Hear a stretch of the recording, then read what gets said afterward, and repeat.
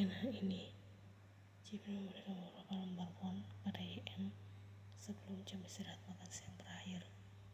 Uang dari mana ini? Tanya Yen penasaran.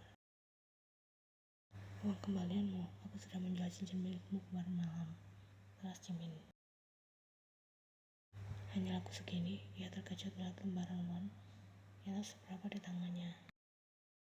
Sudah aku katakan itu hanya kembalian. Aku sudah mengembalikan uang tabunganku yang kau pinjam untuk membayar tagihan restoran.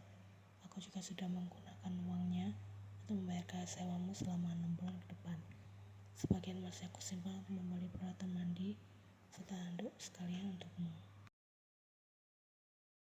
Jimin masih ingat jika tadi pagi yang sempat bercerita jika ia tak memiliki banyak pakaian. Jadi lelaki itu juga menyimpan uangnya untuk membeli beberapa pakaian ganti baginya.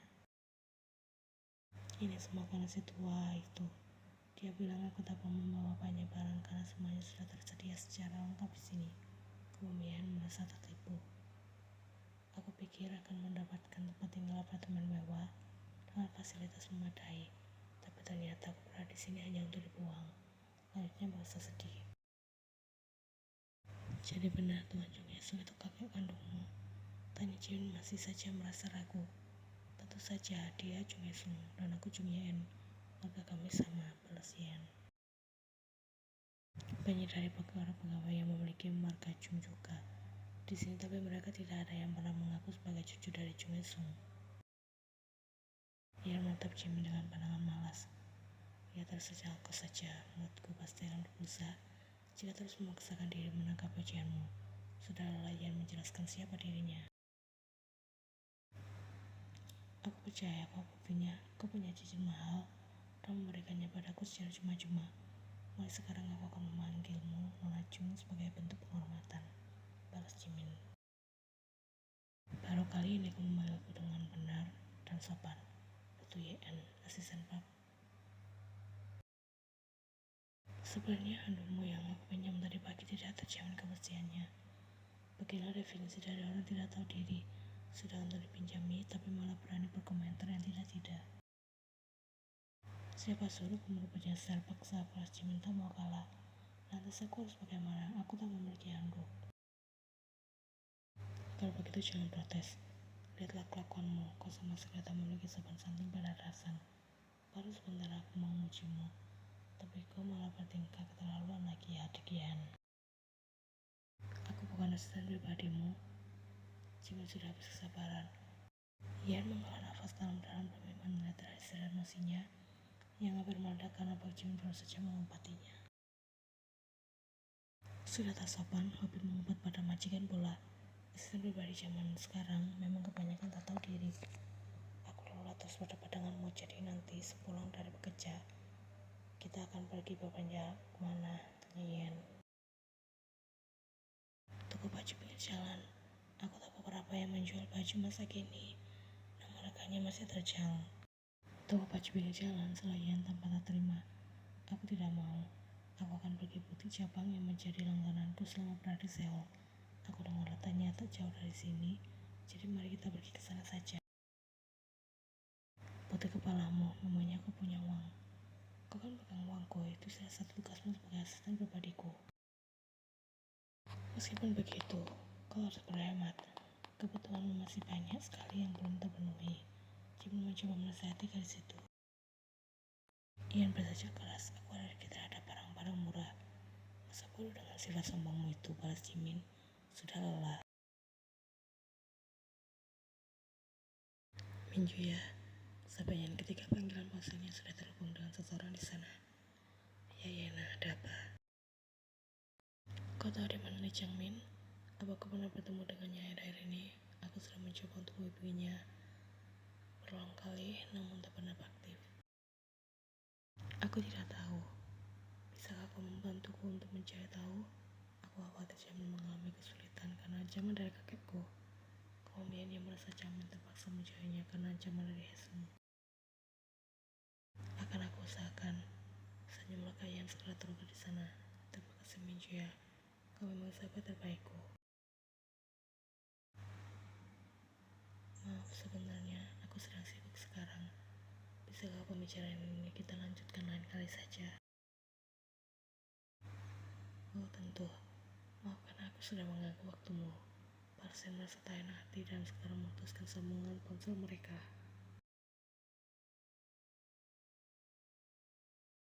Minju menatap layar ponselnya telah berubah menjadi hitam setelah panggilan tersebut berakhir.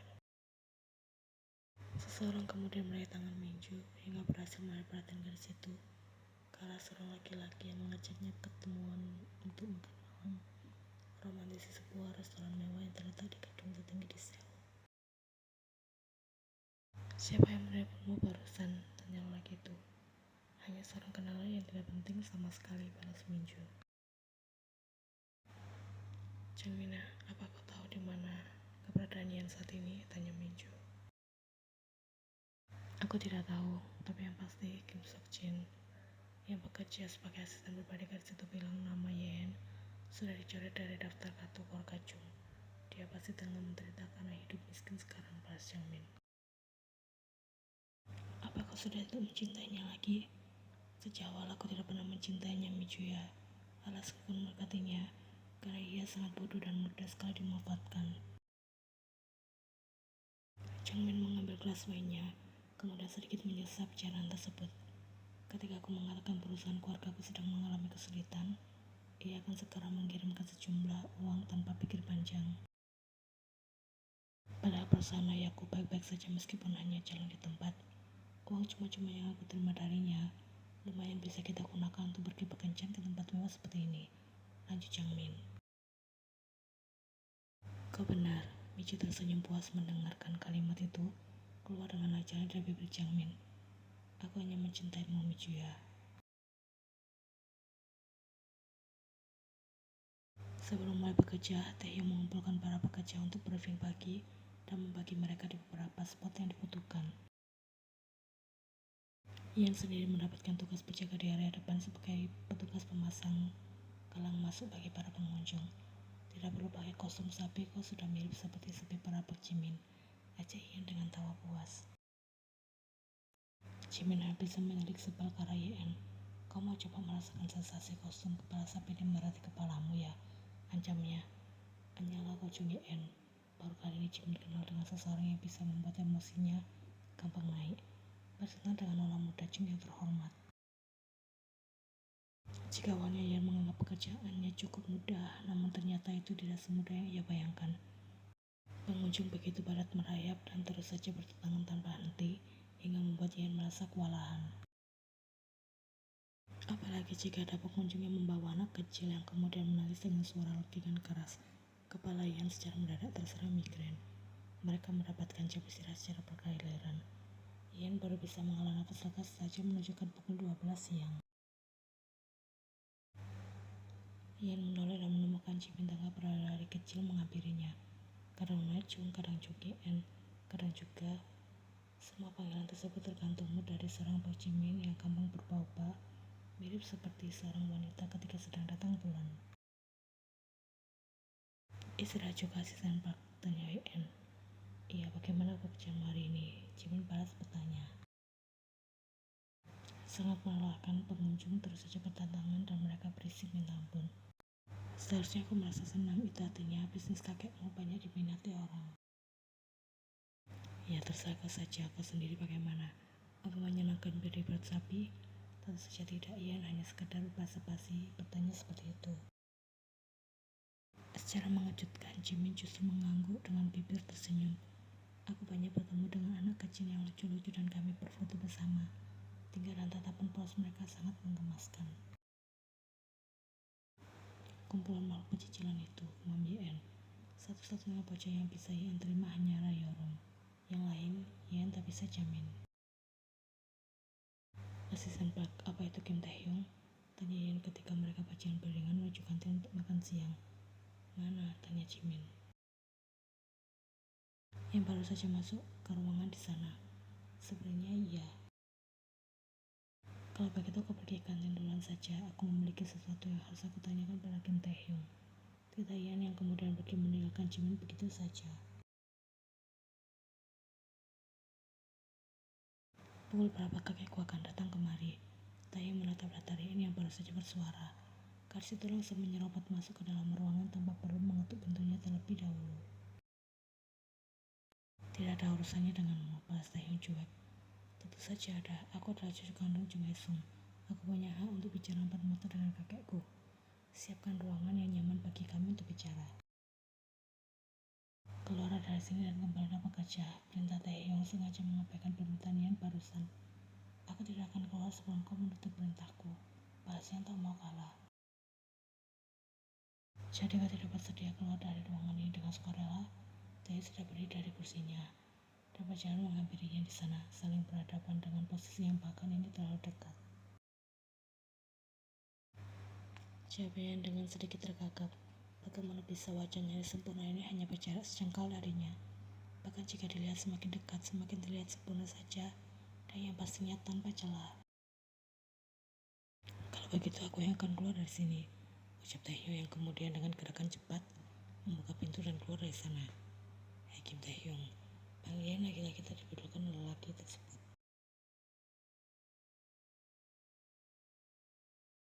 Cucu Tuan Jung Hae-sung, gumam seorang pegawai laki-laki berhasil menarik perhatian Yen.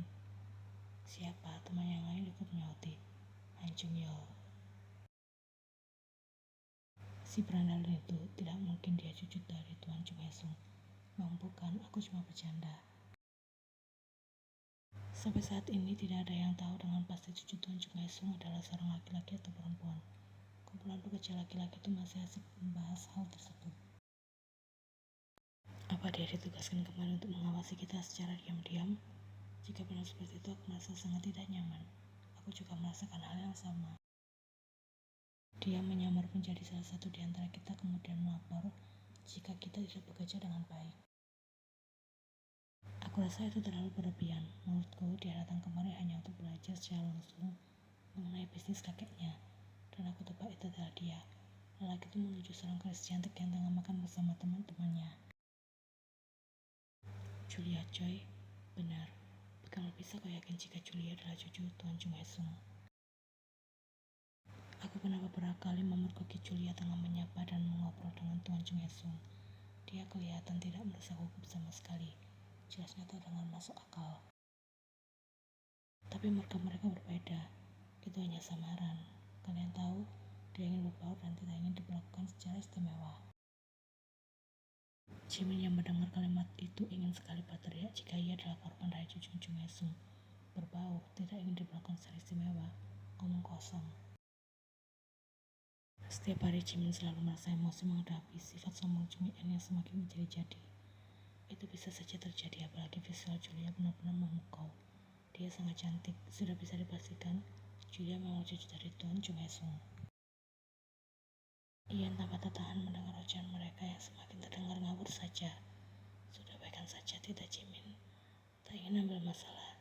Jika emosi Ian sampai meledak di sini, Jimin pasti akan kebingungan untuk meredamnya. Aku benar-benar harus bertemu dengan kakekku, gumam Ian menahan emosinya. Katanya nanti dia akan datang kemari untuk sedikit memberikan wejangan bagi para pegawai. Balas Jimin.